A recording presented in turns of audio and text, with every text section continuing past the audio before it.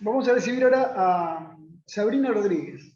Sabrina Rodríguez es una colega que trabaja en el CERT de Colonia.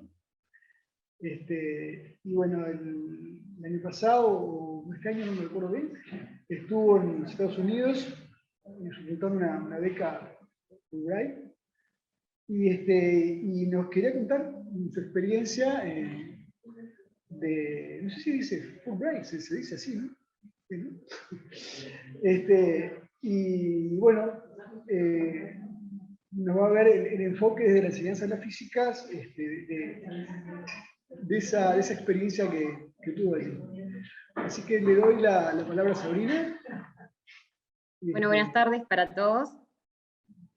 Bueno, voy a compartir la pantalla un poquito. En relación a la presentación, lo único que voy a agregar de mí es que en realidad trabajo también en secundaria, ¿no? Y que en realidad el marco en el que me presenté fue en secundaria. A ver si puedo compartir acá.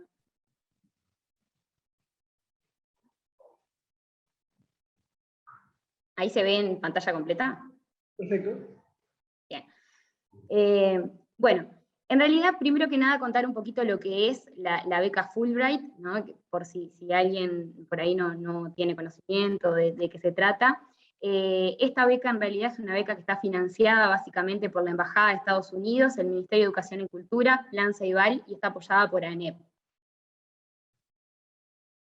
En realidad la Comisión Fulbright tiene distintos programas que básicamente lo que buscan es de alguna manera tener un acercamiento entre el Uruguay, en el caso de Uruguay, porque en realidad la beca funciona en varios países, entre Uruguay y Estados Unidos, y fomentar un poco el intercambio como para tratar de que ese intercambio entre docentes, en el caso de este programa específicamente, el Teacher Exchange, que es uno de los programas, genere después algún tipo de impacto a nivel educativo, no tanto en primaria como en secundaria. Al momento han pasado 20 generaciones, han sido parte de este programa, que básicamente es un programa donde en realidad tiene una apertura anual, hay un llamado donde uno se presenta, tiene que cumplir con ciertos requisitos. Básicamente esos requisitos tienen que ver con el desempeño docente, y pueden ser esos docentes, pueden presentarse como en distintas categorías. Esas categorías pueden ser docentes de primaria que pertenezcan a ciertos programas de inglés, docentes de secundaria, de ciencias, que fue en el caso por el que yo me presenté, ciencias, matemáticas, inglés, y ahora en el último año se hizo también una nueva categoría, que es una categoría especial para aquellos docentes de cualquier asignatura que se puedan presentar con un proyecto de inclusión social. Después, por otra parte, también se pueden presentar directores, tanto de primaria como de secundaria. Básicamente, después de cumplir con esos requisitos, hay una ficha de inscripción. Esto, particularmente el que yo fui, este proceso empezó el año pasado, se hizo el llamado, yo me presenté, yo viajé este año, en septiembre.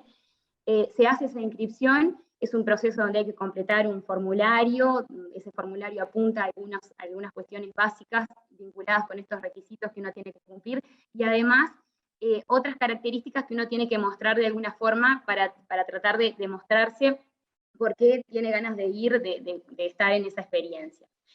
Después de que está ese proceso de inscripción, hay un proceso de preselección donde a uno se le avisa por mail si quedó seleccionado o no. Hay después una entrevista, una vez que se le dijo que quedó preseleccionado, hay una entrevista, y después de la entrevista está, bueno, ya el proceso de selección, donde a uno le avisan que quedó seleccionado para eso, y después se firma un contrato que en realidad tiene básicamente la función de establecer un poco la seguridad de que uno se va a comprometer con todos los requisitos que Fulbright en realidad propone ahí, y que además uno de alguna forma va a retribuir. La forma de retribuir a eso es a través de un proyecto donde se supone que uno después tiene que de alguna forma tratar de mostrar, de compartir la experiencia esta que se haya desarrollado.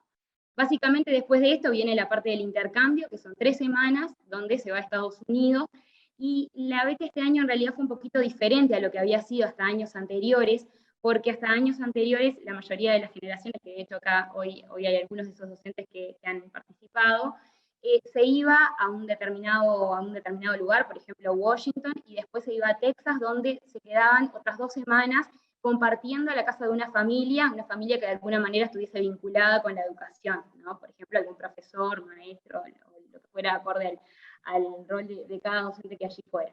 Y en el caso nuestro, en realidad, por las cuestiones vinculadas a la pandemia, esto generalmente se hacía en febrero, este año, como les decía, empezó en septiembre, el año pasado el proceso, pero en realidad se iba a hacer en febrero y se fue extendiendo por las cuestiones de la pandemia, terminamos yendo en septiembre, y por todas estas cosas, la diferencia fue que terminamos en un programa con características bastante diferentes a lo que eran los programas anteriores. En realidad estuvimos unos días en la ciudad de Chicago, y después estuvimos en DeKalb, que es una ciudad que está a pocos kilómetros de Chicago, donde ahí participamos, nos quedamos en el hotel de la universidad, y ahí estuvimos participando de diferentes actividades.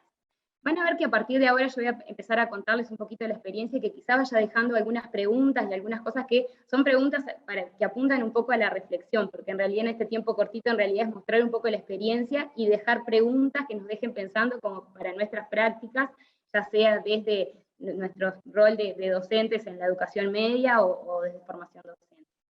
En esta oportunidad, en esta beca fuimos 22 docentes, representantes de estas áreas que yo les comentaba. Y bueno, y después esto en realidad, todo este proceso desde el comienzo empieza organizada por la comisión Fulbright, por Patricia Vargas, que es la encargada de la comisión desde acá, desde Uruguay, que es quien maneja los programas americanos, y después docentes de una universidad que se encuentra en DeKalb.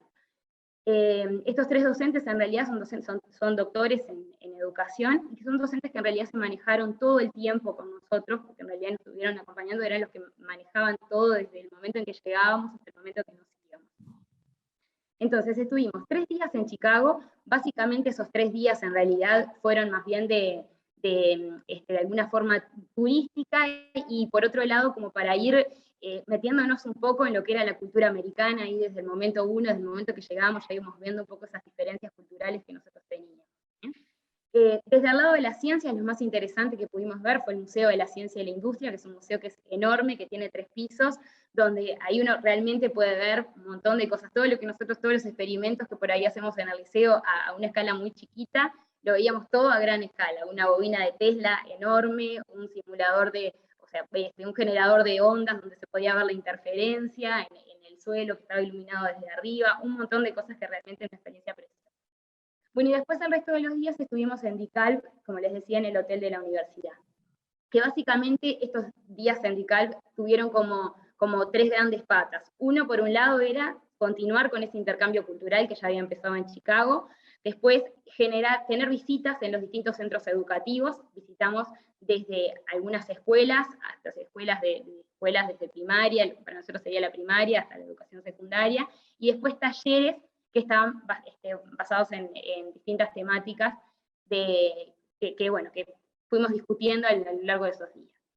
Esta es la universidad a la que nosotros fuimos.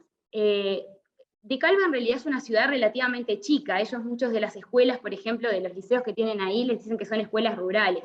En realidad tiene 50.000 habitantes. Para nosotros las escuelas, los liceos no eran rurales, o sea, para nosotros las escuelas eran muy parecidas a las nuestras y tenían incluso cantidades de estudiantes similares a las nuestras, pero para ellos, por la cantidad de estudiantes y en realidad por la distancia a la que está ya como separado un poco de la ciudad, ya se considera rural.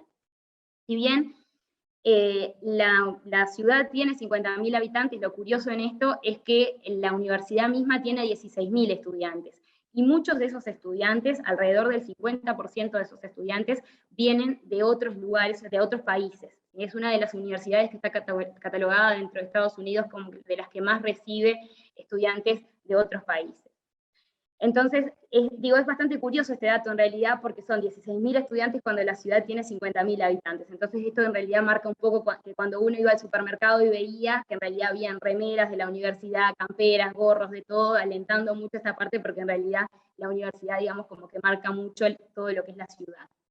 Bueno, y después tuvimos distintos talleres en la universidad, donde básicamente las actividades eran lo que hacíamos durante estos 16 días, digamos, el recorrido más o menos fue siempre el mismo. En la mañana teníamos la visita a alguna escuela y en la tarde teníamos los talleres. Estos talleres en realidad estaban enmarcados en distintas temáticas. Muchos de ellos apuntaban al tema del bilingüismo, o sea, porque dentro de la zona, ya sea en Chicago mismo o dentro de DeKalb, hay mucho hispanohablante. Entonces muchos de estos talleres apuntaban un poco a ver todo lo que tenía que ver con el aprendizaje de los estudiantes hispanohablantes. Digo, pensaba en realidad desde las dificultades que estos estudiantes se enfrentan. Hay una cosa, digo, así como a modo de anécdota bien cortito, que en realidad es una de las cosas que nos llamaba la atención. En un momento tuvimos la oportunidad de ir a una clase de uno de los docentes que organizaba esto, y una estudiante hispanohablante ya cuenta en realidad su experiencia desde lo que había sido, desde cómo desde niña, en realidad ella había vivido siempre en Estados Unidos, pero sus padres hablaban muy poco español, muy poco inglés. Entonces, cuenta esa estudiante cómo en realidad desde muy chiquita no sé si frustrante, como lo complejo que había sido para ella el tener que ir aprendiendo inglés y al mismo momento ir enseñándole a sus padres también el inglés. Entonces contaba que en el momento que ella está empezando a leer a los 6, 7 años, una de las cosas que la familia le pide que haga es traducir todo lo que es documentos. Entonces le llegaban documentos de cuestiones para pagar o lo que sea, y ella con 6, 7 años cuando recién estaba empezando a leer, tenía como ese peso de tener que contarle decirle a los padres qué era lo que decía ese documento, cuando en realidad ella por ahí no entendía nada. Entonces cuando uno ve esos ejemplos, en realidad ahí es cuando empezamos, nosotros estando ahí, cuando empezamos a caer un poco en la cuenta de por qué tanta importancia al bilingüismo, por qué para nosotros el ser bilingüe es en realidad un orgullo, y para ellos en realidad puede ser como un proceso bastante complejo. Bueno, después en cuanto a las visitas, que les decía que básicamente las hacíamos de mañana, visitamos 4 escuelas elementarias, que son básicamente las escuelas que para lo que nosotros sería primaria. Después 2 middle schools, que son las escuelas que para lo que nosotros llamaríamos lo básico. 2 high schools, que para nosotros sería el bachillerato, y una escuela charter, que las escuelas charter son escuelas que tienen algún otro tipo, si bien reciben algún tipo de sustento económico por parte del Estado, en realidad mucho de ese sustento económico que reciben en realidad viene de afuera, de otros, digamos, sectores, ¿no? Por ejemplo, de empresas o de cosas que quieren aportar, entonces se lleva adelante esa escuela, y son escuelas que hasta cierto punto están como un poco cuestionadas en el país. Sobre todo lo que tiene que ver con sueldos y demás, porque no es el mismo pago que recibe un docente en una escuela charter que en una escuela pública, a pesar de que son escuelas que en realidad están muy valoradas porque justamente como reciben mucho al lado afuera, tienen muchos recursos. Y bueno, después, así como en este tiempo que tenemos como algunas cositas como para invitar a reflexionar un poco, cosas que nos llamaron la atención.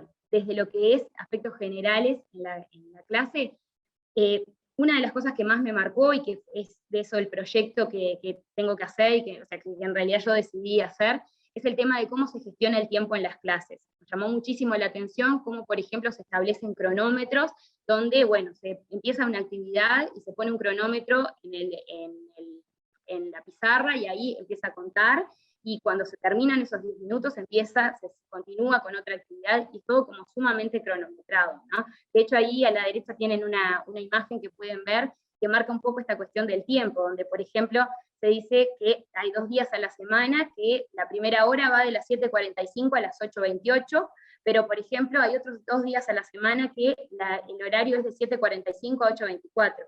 En esto acá nosotros pensábamos, el trabajo que nosotros tenemos a veces para aprendernos nosotros nuestros horarios, o el trabajo que los chiquilines tienen para aprenderse sus horarios, si les fuéramos a poner horarios así que fueran cambiando todos los días, de seguro que a la mitad de las clases llegarían mucho más tarde que lo que llegan en general. Después, el tema de la disciplina. En cuanto a la disciplina, nos llama muchísimo la atención, una de las primeras cosas en el momento que llegamos, cómo en realidad estaban todos callados, cómo ese murmullo al que nosotros estamos acostumbrados en general no estaba.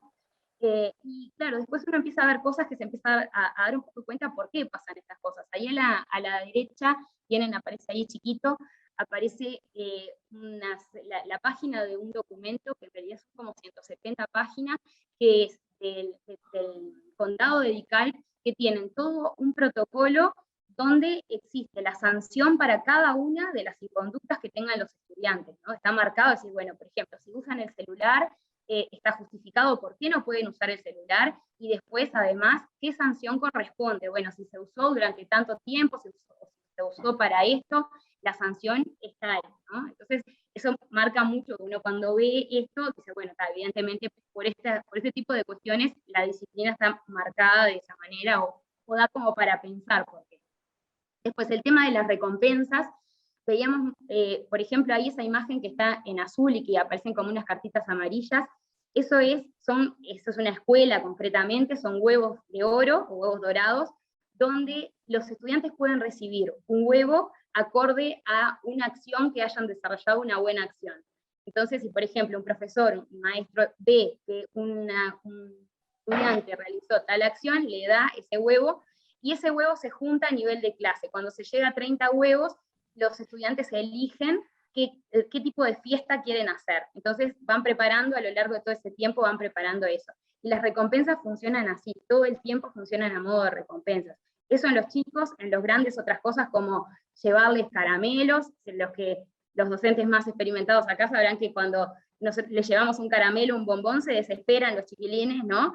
Bueno, allá se desesperan de la misma forma, pero la diferencia es que se desesperan todos los días, ¿no? Nosotros lo hacemos capaz a fin de año, acá se desesperan siempre. Entonces digo, realmente el tema ese llama mucho la atención. Y después el tema de los recursos, ¿no? Y eso quizás es lo que más nos impacta a nosotros. Ahí, a modo de ejemplo, lo que puse es la piscina, ¿no? Que la pueden ver ahí.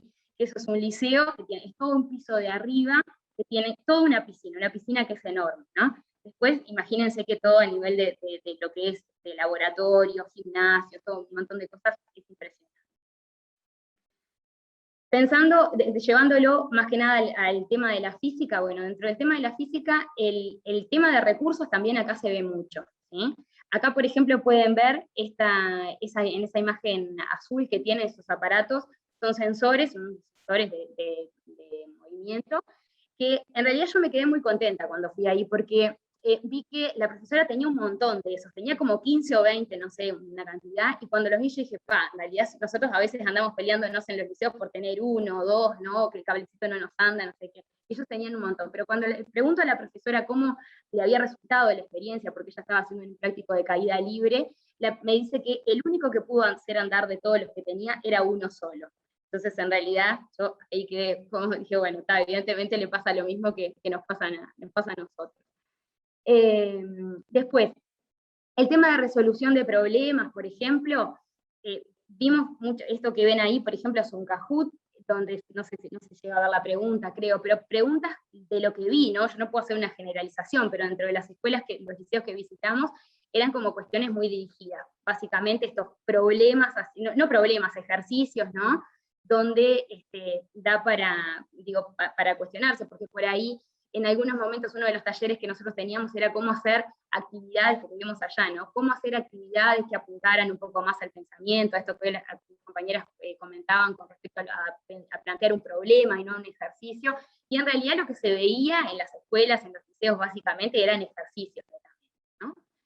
Bueno, después, en relación al tema de la evaluación, el tema de la evaluación es uno de los temas que quizás llama más la atención, que tiene que ver con las pruebas estandarizadas que se proponen, ¿no? Son pruebas que en realidad vienen por parte del Estado, donde todos los estudiantes tienen que cumplir, tienen que hacer esa prueba, ¿no? Y bueno, y ahí entra un poco, que va de la mano de la pregunta que aparece ahí después, que es para quién se enseñan las ciencias. Eso en realidad, esa pregunta surge un poco de que en un momento estando en una clase, le pregunto de qué, justo la que estaba en ese Kahoot, le pregunto a la profesora de qué nivel eran esos estudiantes, entonces me contesta que en realidad era lo que para nosotros sería como un cuarto año, que estaban trabajando cinemática.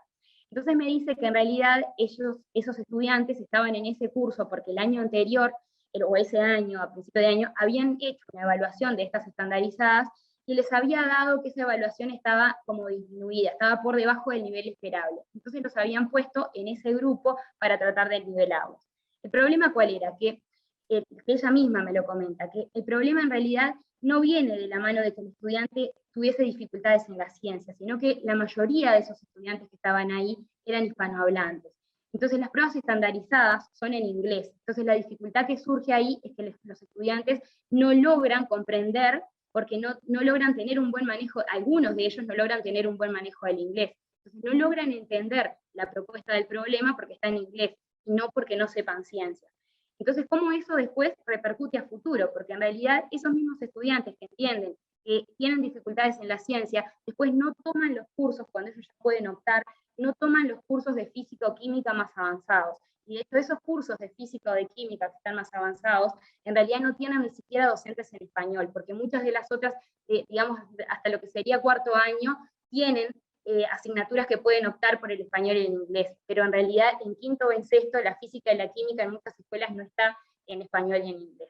Entonces en realidad esto invita como a pensar eso, ¿no? ¿Para quién se enseñan las ciencias? Capaz nosotros no tenemos ese problema desde el bilingüismo, pero quizás puede invitar esta pregunta a reflexionar, quizás la respuesta es que lo hacemos para todos, o quizás nos permita pensar un poquito más a fondo y decir, bueno, quizás sí hacemos esto, de que quizás sí enseñamos para un sector o no. Por eso, como decía hoy, tratar de dejar la pregunta ahí.